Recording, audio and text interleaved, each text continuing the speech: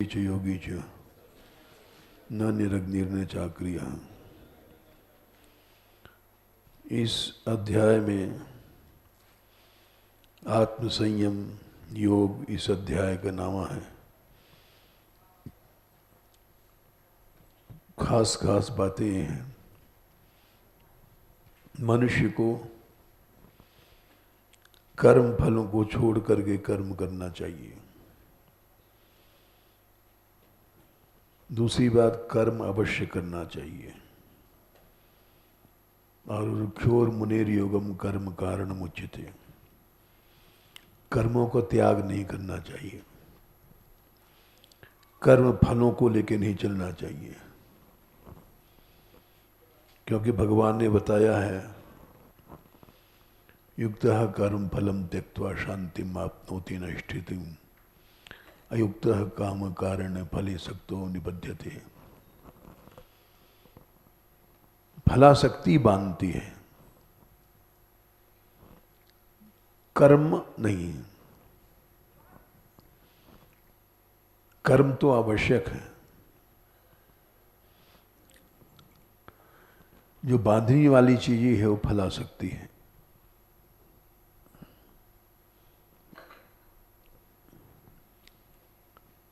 फलासक्ति से बच जाए तो संसार का कोई कर्म हमको बांध नहीं सकता। विषय भी नहीं बांध सकते। राग द्वेष युक्तस्तु विषयान इंद्रियश्चरन् आत्मवैषैर्विधेयत् आत्मा प्रसादम अधिगच्छति। फलासक्ति को जीव पकड़ ही नहीं पाता, छोड़ना तो बहुत दूर है।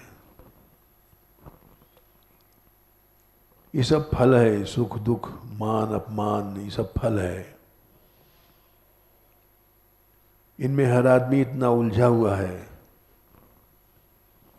ऐसा फंसा हुआ है कि इसको समझ ही नहीं पाता। छोड़ना तो असंभव है। इसलिए भगवान ने कहा, पहला श्लोक यही कहा है इस अध्याय का, कर्म फल को अनाश्रित न आश्रय करके कर्म करो।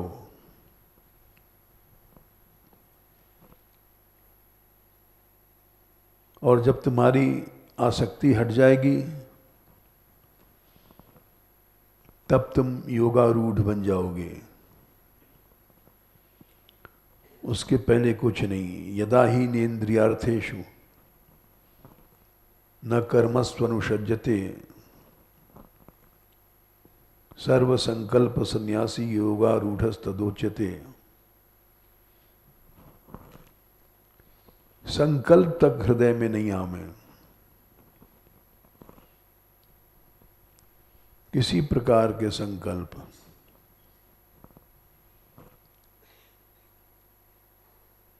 अभी किसी संत से ऊपर चर्चा हो रही थी कि मनुष्य फलों को लेकर के कर्म करता है। साधु बनने के बाद भी मान सम्मान, बड़ा बनना,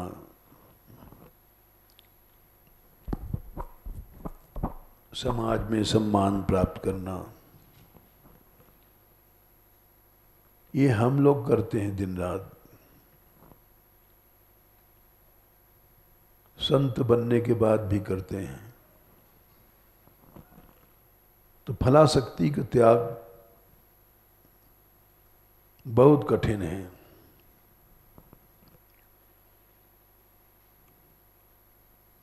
ये हमारा मन ही आसक्त होता है। मन ही संसार में सबसे बड़ा शत्रु है। आसक्ति करके अनात्मा हो जाता है। 6 के 6 बंधुरात्मात्मनस्तस्य येनैवात्मा मनाजितः।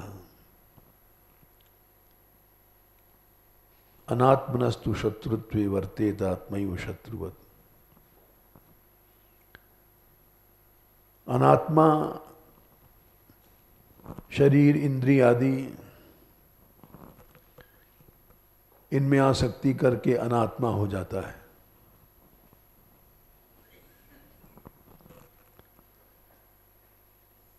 स्वरूप में नहीं रहता। ये सब अनात्मा है।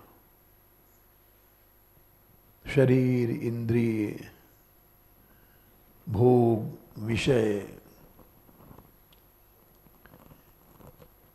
इनमें फंस करके मन अनात्मा बन जाता है और जीव खुद अपना शत्रु बन जाता है। संसार में कोई दूसरा शत्रु नहीं है। सबसे बड़ा शत्रु है हमारा मन, जो अनात्मा है। अनात्मनस्तु शत्रुत्वे वर्तेत आत्मैव शत्रुवत्।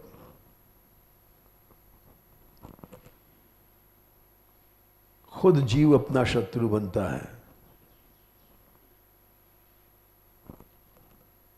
और समझ नहीं पाता शत्रु कौन है।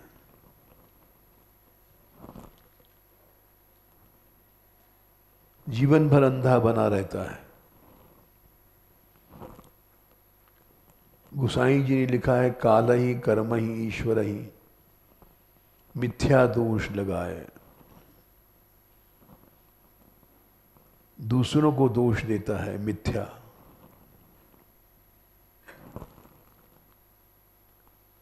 अपने दोषों को नहीं देखता। दोष पराये देख के चला हसंत हसंत, अपने दोष न देखई जिनको आदि न अंत।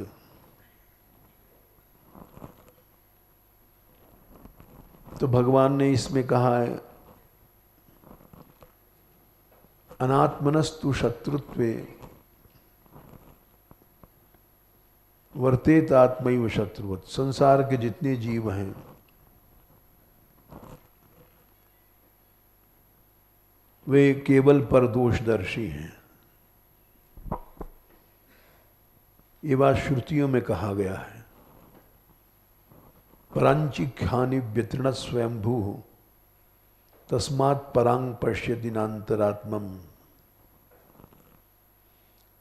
कश्चित् धीरः। करोड़ों में कोई धीर होता है, वो अपने आप को देखता है। प्रत्यगात्मम ऐक्षित आवृत्ति चक्षु अमृतत्वम इच्छन। दूसरे का दोष देखना ही बहिर्मुखता है। अपना दोष देखना ही अंतर्मुखता है। अंतर्मुख की पहचान क्या है? आवृत्त चक्षु। इंद्रियां जो बाहर देखती थी, आवृत्त लौट गई, भीतर देख रही हैं। आवृत्त चक्षु अमृतत्वमिच्छन्।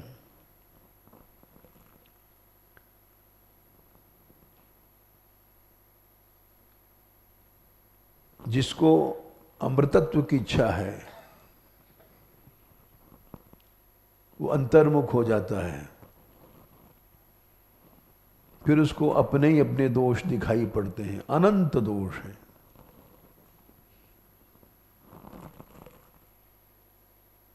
बाहर जो दोष दिखाई पड़ता है वो बहिर्मुखता है। एक घटना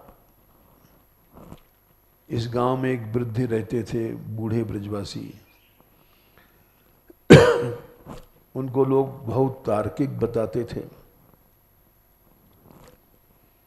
और थे भी तार्किक। वो वृंदावन दर्शन करने गए थे। कोई 80 साल पुरानी बात है, 60 साल तो हमको ही हो रहे हैं, उससे बहुत पुरानी बात है, जब यहाँ उड़िया बाबा रहते थे ब्रज में, वृंदावन में नामी महात्मा थे।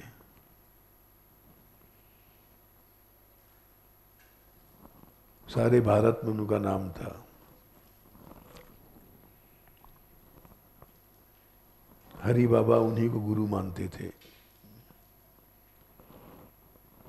तो वो उनके शयन करने का समय वो या हरि बाबा जल्दी सो जाते थे और 2-3 बजे सवेरे उठ जाते थे। तो उनसे मिलने के लिए एक कोई बड़े विद्वान काशी के महात्मा आए थे। ये बुढ़े वही थे। हल्ला हो गया कि भाई काशी के अमुक विद्वान आए हैं। लोगों ने कहा बाबा सो गए हैं, हम जगा नहीं सकते।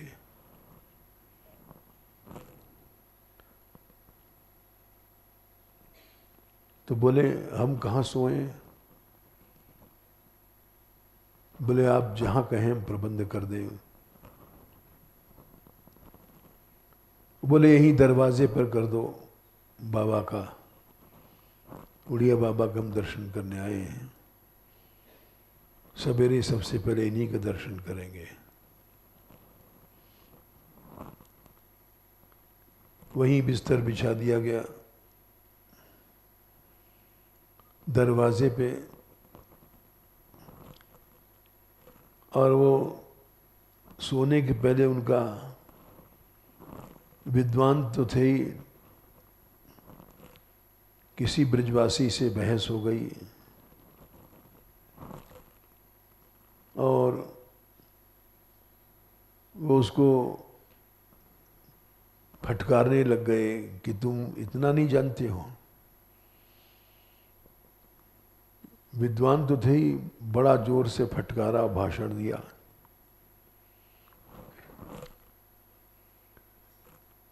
उनको ये पता नहीं था कि बाबा सुन रहे हैं भीतर।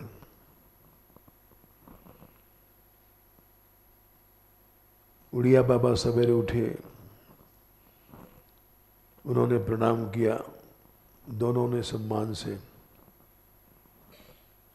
विद्वान बोले हम महाराज रात को ही आ गए थे। बोले क्यों?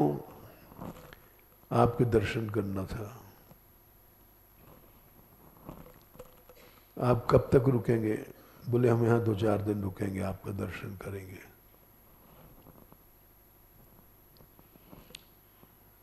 वो बूढ़े उड़िया बाबा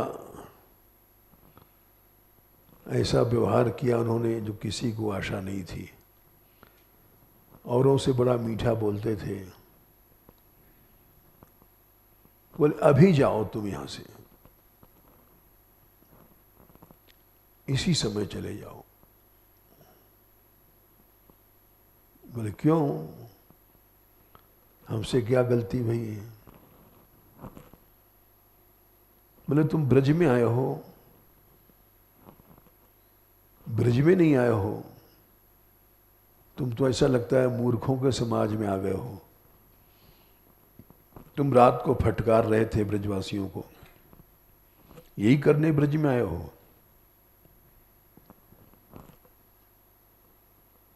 इसलिए तुम यहां रुकना ठीक नहीं तुम्हारा।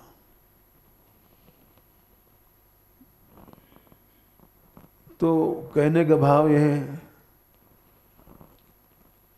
कि अंतर्मुख वही है जो सदा अपने दोषों को देखता है, बहिर्मुख बाहर देखता है।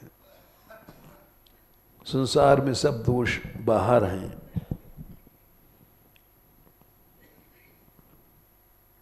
तो भगवान ने कहा उद्धरेद आत्मनात्मानम नात्मानम अवसादयत। मनुष्य को अपना नाश खुद नहीं करना चाहिए, यानी जीव अपना नाश स्वयं करता है। हर प्राणी के लिए कहा है उन्होंने। यहां पर सन्यासी और गृहस्थ का भेद नहीं है। सन्यासी भी अगर है तो ऊपर पहले श्लोक में कह दिया स सन्यासी च योगी च न निरग्निर न चाक्रिया। वही सन्यासी है, वही योगी है, दोनों एक ही हैं। कपड़े के फर्क से कोई फर्क नहीं होता। जो मनुष्य उद्धरेद आत्मनात्मानम, सब सन्यासी हो योगी हो सबके लिए अपने आप अपना उद्धार करना चाहिए। न आत्मानम अवसादेत, अपना नाश स्वयं नहीं करना चाहिए। इस श्लोक का महत्व बहुत है। यानी जीव नष्ट होता है अपने कर्मों से, उठता है अपने कर्मों से, खुद को उठाता है, खुद को नाश करता है। कोई दूसरा नहीं गिराता, कोई दूसरा नाश नहीं करता। क्योंकि बंधुरात्मात्मनस्तस्य नैवात्मात्मनाजितः। स्वयं मनुष्य ही अपना बंधु है और स्वयं मनुष्य ही अपना शत्रु है।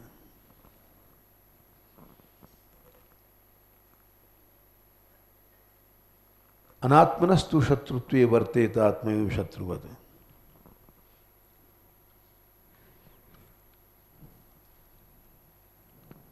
कल हमें बता रहे थे कि बुद्धिमान कौन है। भगवान राम के उपदेश से प्रसंग चल रहा है। बड़े भाग मानुष तन पावा। इस चौपाई का भाव चल रहा है कुछ दिनों से।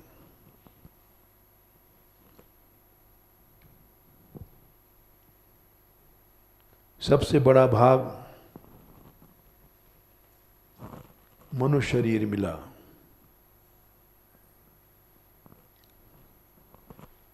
उससे बड़ा भाग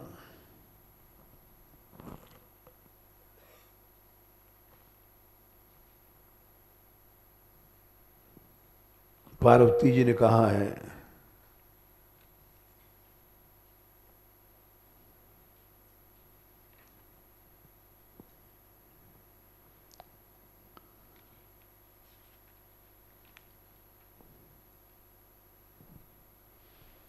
धर्मशील का 54वां दोहा उत्तरकांड। जो मनुष्य धर्म अर्थ काम मोक्ष में धर्म को महत्व देता है, कामनाओं को नहीं। संसार में ज्यादातर लोग 90% से ज्यादा 99% और ज़्यादा कामनाओं को, अर्थ को महत्व देते हैं, धर्म को नहीं। तो धर्म, अर्थ, काम, मोक्ष में केवल धर्म को महत्व देने वाले लाखों में कोई एक होते हैं। उनसे बड़े बड़भागी करोड़ों धर्मात्माओं में, हजार लाख नहीं, अगणित महात्माओं में, धर्मशीलों में विषय को छोड़ने वाला उनसे बड़ा बड़भागी है। फिर उससे बड़ा बड़भागी कौन है? करोड़ों विरक्त में जो सच्चे विरक्त हैं, विषय त्यागी हैं, उनमें भी ठीक से ज्ञान हो जाना कोई एक होता है, नहीं सबको वो ज्ञान नहीं मिलता। उनसे भी बड़ा भागी कौन है? पार्वती जी बोली, ज्ञानवंत कोटिक महको, जीवन मुक्त सकृत जग सो।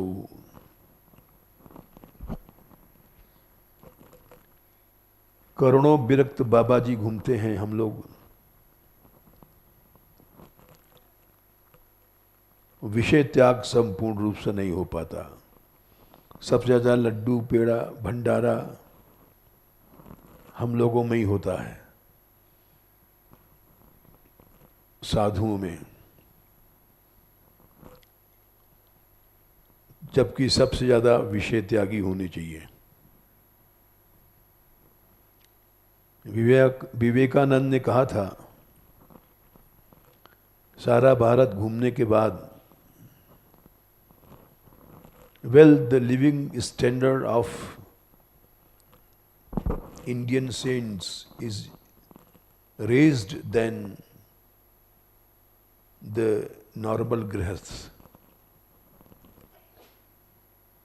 लोग गृहस्थ से निकलते हैं, साधु बनते हैं, और वहाँ उनका स्तर रहने का ऊंचा हो जाता है, जबकि त्याग तपस्यामय होना चाहिए।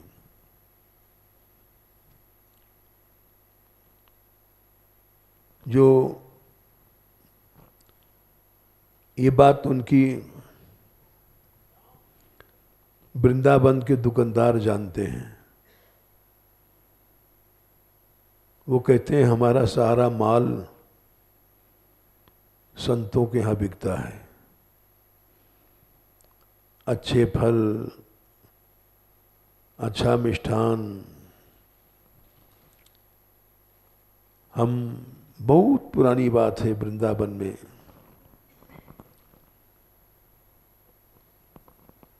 जब आए थे तो घूमने गए थे,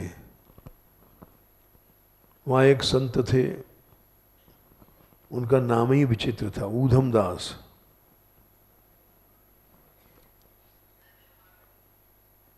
और बड़ा लंबा चौड़ा शरीर था उनका,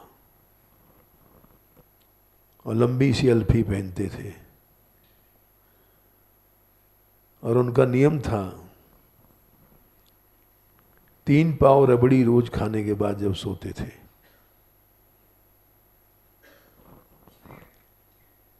जाने कहाँ से वो चिता लेते थे। तो विवेकानंद जी की बात याद आती है कि लिविंग स्टैंडर्ड, एक गृहस्थ बेचारा 3 पाव रबड़ी कैसे खा सकता है।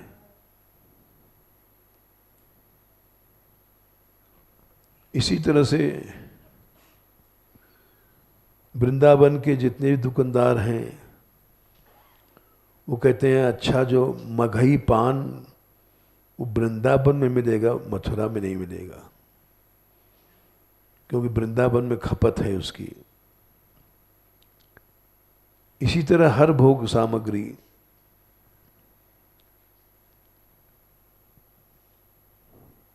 हमारे पास नाम नहीं लेना चाहिए, लेकिन हम नाम निंदा के लिए नहीं ले रहे हैं, प्रमाणित रूप से बात हो जाए इसलिए कह रहे हैं। चलो नाम नहीं लेंगे। वृंदावन में एक विशिष्ट संत थे, उनका जो भोजन करने का सेव था हवाई जहाज से स्विट्जरलैंड से आता था। हिंदुस्तान का फल ही उनको पसंद नहीं था। तो ये सब बताती हैं बातें कि संपूर्ण रूप से विषय त्याग कोई बड़भागी करता है, और उस विरक्त में भी सम्यक ज्ञान किसी को नहीं होता है। बड़े बड़े आचार्य गद्दियों के लिए लड़ते रहते हैं, महंताई के लिए। इससे मालूम पड़ता है कि कोटि विरक्त मध्य श्रुति कही, सम्यक ज्ञान सकृत को लहई। अरे तुम क्या घर से इसीलिए निकले हो कि हम किसी स्थान के अधिकारी या महंत बने? सम्यक ज्ञान नहीं है। अनात्म वस्तुओं के लिए कलह करना, लड़ना, ये सम्यक ज्ञान नहीं है।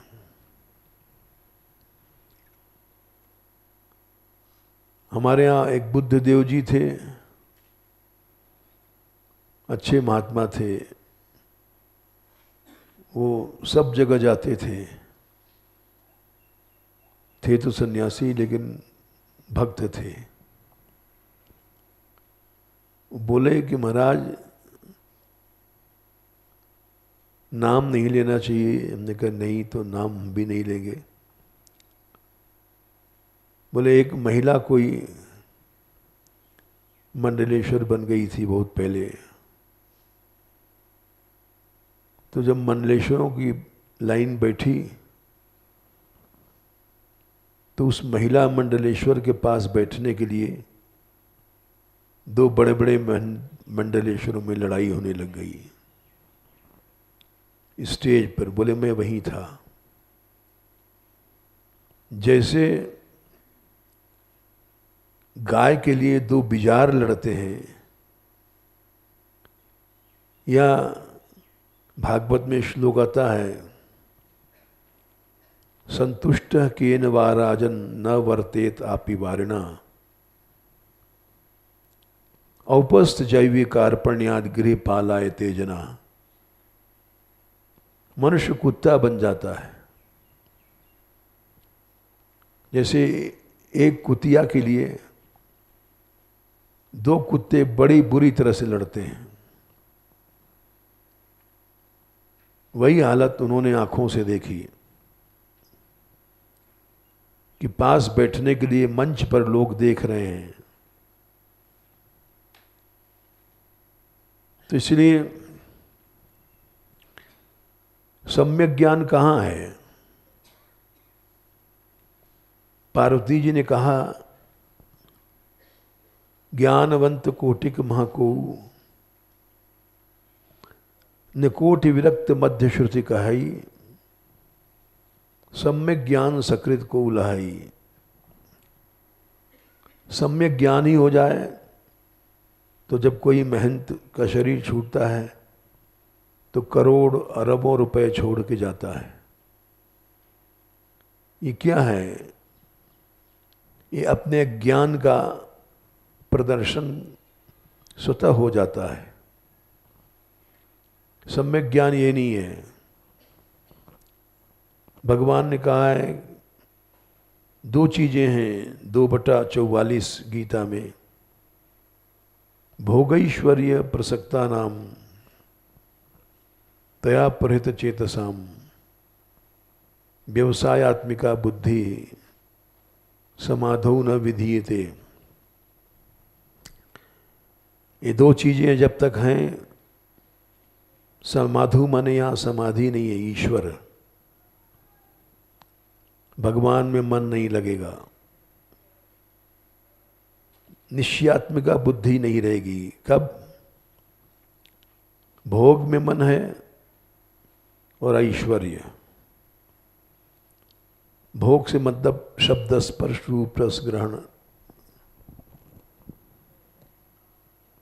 और ऐश्वर्य प्रभुता, श्री संपत्ति, मान सम्मान, ये सब ऐश्वर्य में आता है।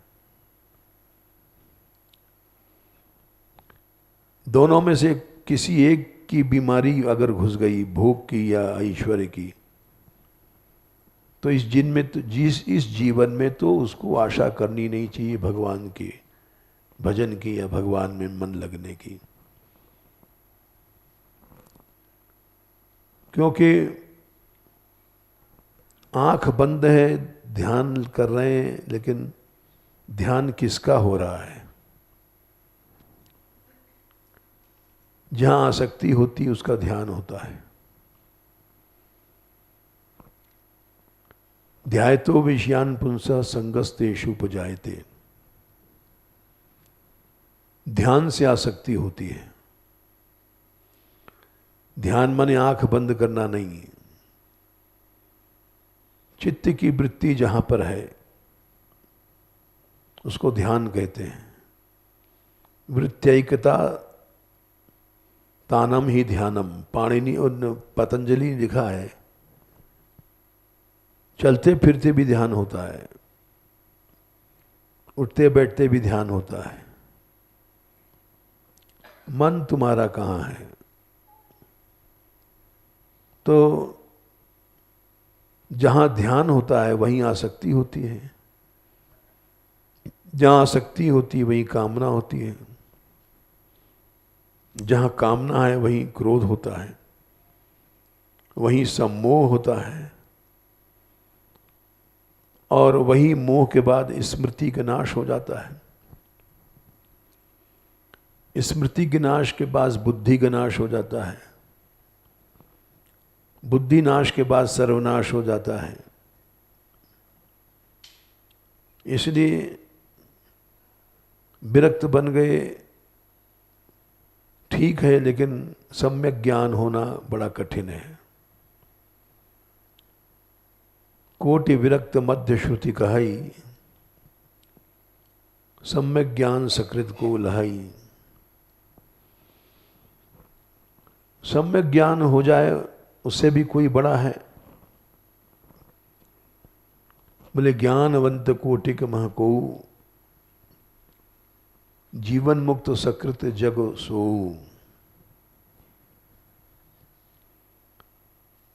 करोड़ों ज्ञानियों को इकट्ठा करो, लेकिन जीवन मुक्त कोई एक होगा। जीवन मुक्त कहते हैं जीते हुए मुक्त है, मरने के बाद नहीं। जीते जी मुक्त हो तो मुक्त हो, नहीं तो नहीं हो।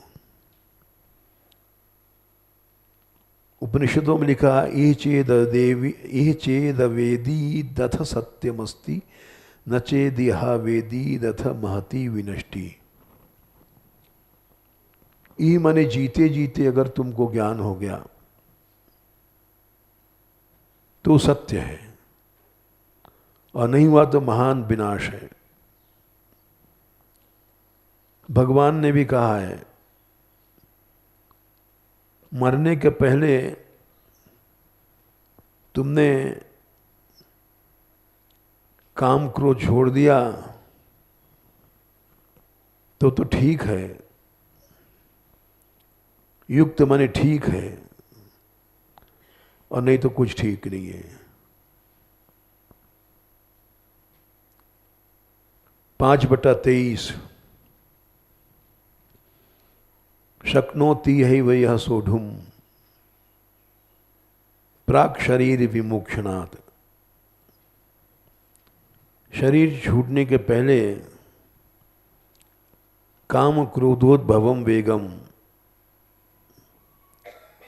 काम का वेग क्रोध का वेग छूट गया तो सयुक्त ठीक है, वो सुखी है,